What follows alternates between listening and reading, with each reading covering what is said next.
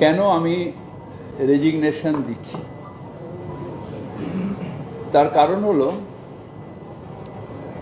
ফিরহাদ হাকিম কেউ না, কিন্তু যে চেয়ারটায় আমাদের সেই সব প্রাতঃস্মরণীয় ব্যক্তিরা বসেছিলেন সেই চেয়ারটার একটা আলাদা সম্মান আছে।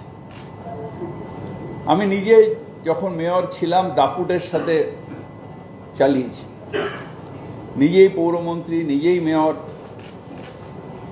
এখানে যেটা স্যাংশন সেটাই ওখানে পৌর থেকে স্যাংশন করে নিয়ে এসে কাজ করা, মানুষ প্রচুর যারা আসতেন শুধু টক টু মেয়রে না তাদের সাথে সাথে রিলিফ দেওয়া, এই কাজটা করতাম। এখন সেটা সম্ভব হচ্ছে না, তাই সেই চেয়ারটাকে আমি অবমাননা করতে পারি না, সেই চেয়ারের সম্মানহানি করতে পারি না। চেয়ার ধরে বসে রইলাম, ঢাল নেই, তলোয়ার নেই, নিধিরাম সর্দার, সেই মানুষগুলো যারা হয়তো আমার থেকেও বেশি দাপুটে ওই মেয়রের চেয়ার চালিয়ে গেছেন তাদের প্রতি অসম্মান। তাই আমি ঠিক করেছি যে আমি আজকে রেজিগনেশন দিচ্ছি এবং শুভেচ্ছা জানাই আগামী দিনে যারা দায়িত্ব নেবে, যারা পৌরসভা চালাবে, হয়তো আমার থেকেও ভালোভাবে চালাবে।